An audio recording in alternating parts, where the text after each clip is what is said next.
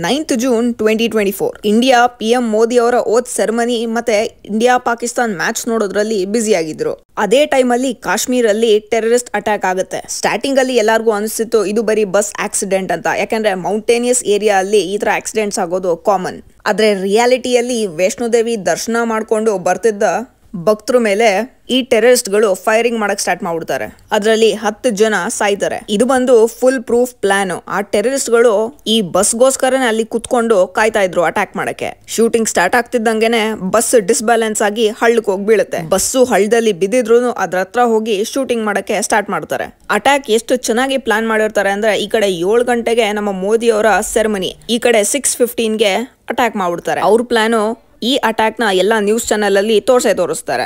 ಇದರಿಂದ ಮೋದಿ ಅವ್ರನ್ನ ಡಿಫ್ರೇಮ್ ಮಾಡೋದು. ಅದು ಎಂತ ಒಳ್ಳೆ ಟೈಮ್ ನ ಸೆಲೆಕ್ಟ್ ಮಾಡಿಯಾರ ನೋಡಿ. ಫಾರಿನ್ ಡಿಗ್ನಿಟರೀಸ್ ಅವತ್ತು ಇಂಡಿಯಾ ಅಲ್ಲಿ ಪ್ರೆಸೆಂಟ್ ಇದ್ರು. ಅವ್ರು ಏನ್ ಪ್ರೂವ್ ಮಾಡಕ್ ಹೋಗ್ತಿದ್ರು ಅಂದ್ರೆ, ಆರ್ಟಿಕಲ್ 370 ತೆಗ್ದಿದ್ರು ಕಾಶ್ಮೀರ ಸೇಫ್ ಅಲ್ಲ ಜನಕ್ಕೆ ಅಂತ. ಇವ್ರ ಪ್ಯಾಟ್ರನ್ ನ ನೋಡ್ಕೊಂಡ್ ಬಂದ್ರೆ, ಮುಂಚೆ ಇವರು ಇಂಡಿಯನ್ ಸೆಕ್ಯೂರಿಟಿ ಫೋರ್ಸಸ್ ಮೇಲೆ ಅಟ್ಯಾಕ್ ಮಾಡೋರು, ಈಗ ಕಾಮನ್ ಇಂಡಿಯನ್ ಸಿಟಿಸನ್ಸ್ ಆಗ್ಬಿಟ್ಟಿದ್ದಾರೆ ಇವ್ರ ಟಾರ್ಗೆಟ್. ಸೊ ಏನಕ್ಕೆ ಇವ್ರು ಈ ತರ ಮಾಡ್ತಿದ್ದಾರೆ? ಇವ್ರ ಪ್ರಾಬ್ಲಮ್ ಏನು ಅಂದ್ರೆ, ಆರ್ಟಿಕಲ್ 370 ನ ರಿಮೂವ್ ಮಾಡಿರೋದು. ಆರ್ಟಿಕಲ್ 370 ನ ಅಲ್ಲಿಂದ ಕಿತ್ತು ಬಿಸಾಕಿರೋದ್ರಿಂದ ಎಕನಾಮಿಕಲ್ ಮತ್ತೆ ಪರ್ಸನಲ್ ಗ್ರೋತ್ ನಡೀತಾ ಇದೆ. ಫಾರ್ ಎಕ್ಸಾಂಪಲ್, ಮಾವಿಯಾ ಸುಡಾನ್ ಅಂತ ಜಮ್ಮು ಕಾಶ್ಮೀರದಿಂದ first female fighter pilot, Jasia Akhtar ಕಾಶ್ಮೀರ್ನ ಫಸ್ಟ್ ಫಿಮೇಲ್ ಕ್ರಿಕೆಟರ್. ಅದು ಅಲ್ಲದೆ ಜಮ್ಮು ಕಾಶ್ಮೀರದ GDP 1 lakh crore ಇಂದ 2.25 lakh crore ಹೋಗಿದೆ. ಇದಕ್ಕೆ ಕಾಂಟ್ರಿಬ್ಯೂಷನ್ ಅಲ್ಲಿರೋ ಆಂಟ್ರಪ್ರಿನರ್ಸ್ ಉಮೇದ್ ನಸೀರ್ ಅಂತವ್ರು ಸೈಕಲ್ ಸ್ಟಾರ್ಟ್ಅಪ್ ಸೈಕ್ಲೋ ಅಂತ ಸ್ಟಾರ್ಟ್ ಮಾಡಿದ್ದಾರೆ. ಈ ಸ್ಟೋರೀಸ್ ನಮ್ಗೆ ಹೇಳುತ್ತೆ ಕಾಶ್ಮೀರಿ ಯೂತ್ ಹ್ಯಾಪಿ ಮತ್ತೆ ಪೀಸ್ಫುಲ್ ಲೈಫ್ ನ ಚೂಸ್ ಮಾಡ್ತಿದ್ದಾರೆ ಅಂತ. ಅದು ಅಲ್ಲದೆ ಕಾಶ್ಮೀರ್ DGP ರಿಪೋರ್ಟ್ಸ್ ಪ್ರಕಾರ 2023 ಅಲ್ಲಿ ಟೋಟಲ್ ಟೆರರ್ ರಿಕ್ರೂಟ್ಸ್ಮೆಂಟ್ 80% ಡೌನ್ ಇದೆ ಅಂತ. ಆದ್ರೆ ಈ ಒಳ್ಳೆ ಡೆವಲಪ್ಮೆಂಟ್ ಗಳು ISIS ಗ್ರೂಪ್ ಗಳ ಅಗೇನ್ಸ್ಟ್ ಆಗಿ ಹೋಗುತ್ತೆ. अनुच्छेद 370 के सभी खंड लागू नहीं होंगे सिवाय खंड 1 के नामक तदनुसार पड़ा जाए. ಈ ತರ ಇರಬೇಕಾದ್ರೆ ಪಾಕಿಸ್ತಾನ್ ಸೀಕ್ರೆಟ್ ಏಜೆನ್ಸಿ ಅವ್ರ ಕಚಡ ಕೆಲಸ ಮಾಡಕ್ಕೆ ಇಂಡಿಯಾ ಅಲ್ಲಿ ಹೊಸ ನಾಯಿಗಳನ್ನ ಹುಡುಕಬೇಕಾಗಿತ್ತು. ಇದ್ರ ಮಧ್ಯದಲ್ಲಿ ರೆಸಿಸ್ಟೆನ್ಸ್ ಫ್ರಂಟ್ ಅಂತ ಆನ್ಲೈನ್ ಆರ್ಗನೈಸೇಷನ್ ಅವರು ಇಂಡಿಯನ್ ಗವರ್ಮೆಂಟ್ ನ ಅಪೋಸ್ ಮಾಡ್ತಿದ್ರು. ಇಂಡಿಯನ್ ಗವರ್ಮೆಂಟ್ ಕಾಶ್ಮೀರ್ನ ಆಕ್ಯುಪೈ ಮಾಡ್ಕೊಂಡ್ಬಿಟ್ಟಿದ್ದಾರೆ ಅಂತ.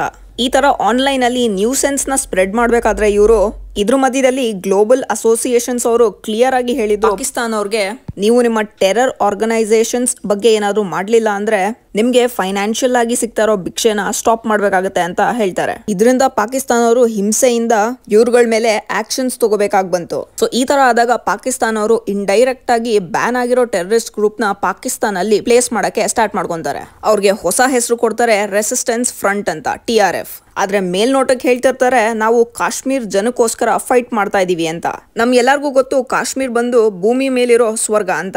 ಅವರ ಮೇನ್ ಇನ್ಕಮ್ ಸೋರ್ಸ್ ಬಂದು ಟೂರಿಸಂ. ಈ ಟೆರರಿಸ್ಟ್ ಗಳಿಗೆ ಅಲ್ಲಿನ ಗ್ರೋತ್ ಮತ್ತೆ ಡೆವಲಪ್ಮೆಂಟ್ ಬೇಕಾಗಿಲ್ಲ, ಯಾಕೆಂದ್ರೆ ಈ ತರ ಆದ್ರೆ ಅವ್ರ ಆರ್ಗನೈಸೇಷನ್ಸ್ ಗೆ ಒಂದು ಫುಲ್ ಸ್ಟಾಪ್ ಇಟ್ಟಂಗ ಆಗುತ್ತೆ ಅದಕ್ಕೆ. ಸೊ ಇದರಿಂದ ಅಲ್ಲಿಗೆ ಹೋಗೋ ಟೂರಿಸಂ ಮೇಲೆ ಅಟ್ಯಾಕ್ ಮಾಡೋದು ಇವ್ರ ಪ್ರೈಮರಿ ಗೋಲ್ ಆಗ್ಬಿಟ್ಟಿದೆ ಇವಾಗ.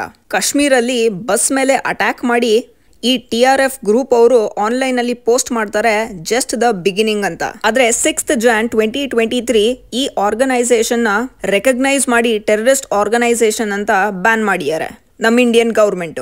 ಆದ್ರೆ ಈ TRF ಗ್ರೂಪ್ ನ ಮೇನ್ ಕಚಡ ಕೆಲಸ ಏನು ಅಂದ್ರೆ, ಅಲ್ಲಿನ ಯೂತ್ ನ ಸೇರಿಸ್ಕೊಂಡು ಬ್ರೈನ್ ವಾಶ್ ಮಾಡೋದು ಟೆರರಿಸಂ ಬಗ್ಗೆ.